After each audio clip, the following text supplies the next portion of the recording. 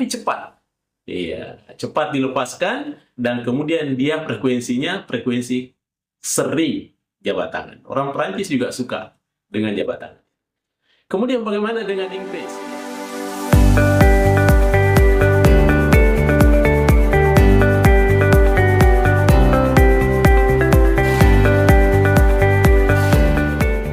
Para pemirsa sekalian dimanapun berada, Assalamualaikum warahmatullahi wabarakatuh. Terima kasih saudara-saudaraku sekalian sudah menonton channel YouTube kita ini yang tentunya kita namai bersama, yaitu Mr. Koronis, komunikasi romantis dan humanis. Baik para pemirsaku ya, dimanapun berada ya, sahabat-sahabatku, saudara-saudaraku dimanapun berada, tentu saja ada yang berada di dalam negara Republik Indonesia yang tercinta, tapi namun tidak bisa dipungkiri tentu juga ada yang berada di luar negeri sekarang ini. Apakah sementara dalam melakukan satu lawatan ya, melakukan satu kunjungan atau bertamasya, berwisata, tapi boleh jadi ada juga karena tugas ya, sebagai profesionalitas ya, untuk kerja di luar negeri. Dan bahkan ada juga saudara-saudara kita yang kemudian sekarang tengah melakukan atau berjihad untuk mendapatkan ilmu di luar negeri. Tentu semuanya ini kita apresiasi bersama sebagai bagian dari dinamika hidup seseorang. Baik para pemirsa sekalian, pada hari ini tentu kita tetap berbicara tentang nuansa-nuansa komunikasi. Sebagaimana yang tentu kita kenali bersama bahwa komunikasi itu ada yang sifatnya verbal ya, dengan kata-kata, dengan bahasa, dengan tulisan. Tapi di sisi lain ada juga tentunya yang tidak perlu dibahasakan, tidak perlu ditulis tangan, tetapi dia hanya menampilkan gerakan-gerakan tubuh, postur tubuh ya, gerakan-gerakan kedipan mata dan lain sebagainya. Bahkan ada juga yang tentunya dia simbolkan dengan jabat tangan ya. Inilah yang disebut dengan non-verbal communication atau komunikasi non-verbal. Terkait dengan jabat tangan ya, saudara-saudaraku sekalian, tentu di belahan dunia ini, di negara-negara manapun tentunya selalu kita lihat yang namanya fenomena-fenomena jabat tangan.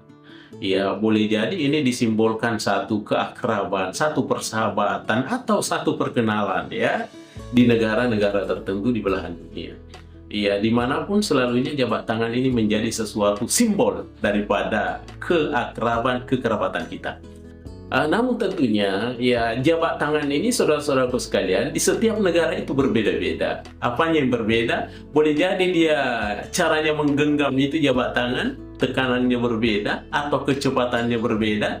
Bahkan juga tentunya ada keseringannya berbeda. Ya, inilah yang saya akan sampaikan kepada saudaraku semua. Bagaimana fenomena jabat tangan ini? Contoh umpamanya, kalau kita di negara Jerman umpamanya, di negara Jerman itu saudaraku sekalian, kalau caranya jabat tangan itu kuat, dia kuat itu ya. Kemudian dia cepat lepas, ya. Dan dia melakukan jabat tangan itu dengan sering, ya. Itu fenomena di negara-negara Jerman, umpamanya. Ya, kemudian bagaimana di negara Prancis ya, saudara sekalian? Kalau di Prancis itu cara jabat tangannya ringan, tidak kuat, santai dia, tapi cepat. Iya, cepat dilepaskan dan kemudian dia frekuensi sering jabat tangan. Orang Prancis juga suka dengan jabat tangan. Kemudian bagaimana dengan Inggris ya? Kalau di Inggris itu jabat tangannya ya sedang-sedang saja. Dia tidak kuat sekali dan dia tidak ringan sekali. Dia dalam keadaan sedang-sedang. Dia rileks-rileks saja, santai-santai saja ketika dia jabat tangan. Iya, bagaimana dengan di Amerika Latin? Ya, kalau di Amerika Latin itu jabat tangannya kuat. Dan dia juga intensitasnya sering jabat tangan orang Amerika Latin. Iya, bagaimana dengan orang Amerika Utara? Karena masing-masing negara Amerika.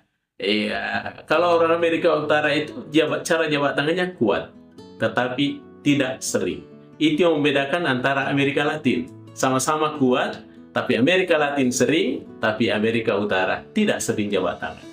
Bagaimana dengan saudaraku di Arab Saudi, Saudi Arabia, negara-negara Arab? Iya, cara jabat tangannya dia lembut, ya, tapi berulang-ulang dan tidak cepat lepas. Lama kalau jabat tangan orang Arab itu. Iya, menandakan simbol persaudaraan, kira-kira begitu ya.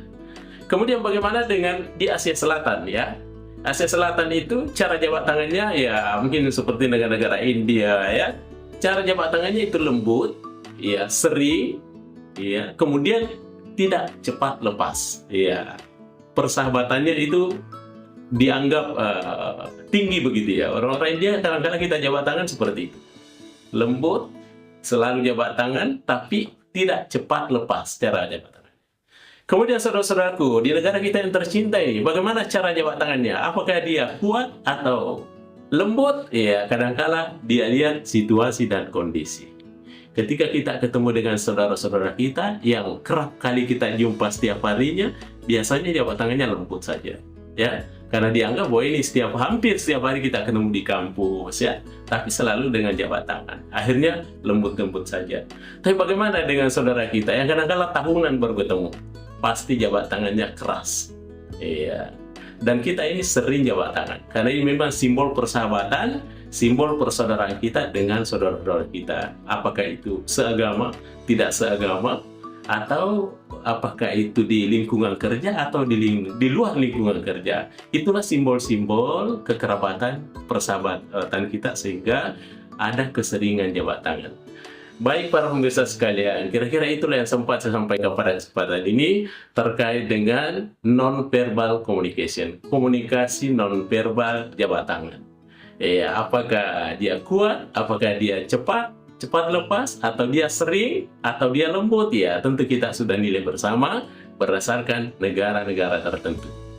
Baik, saudaraku sekalian dimanapun berada, terima kasih atas segala perhatiannya. Insya Allah kita ketemu lagi pada channel-channel berikutnya dengan tentunya tajuk-tajuk yang berbeda. Demikian, terima kasih. Mr. Koronis mengundurkan diri.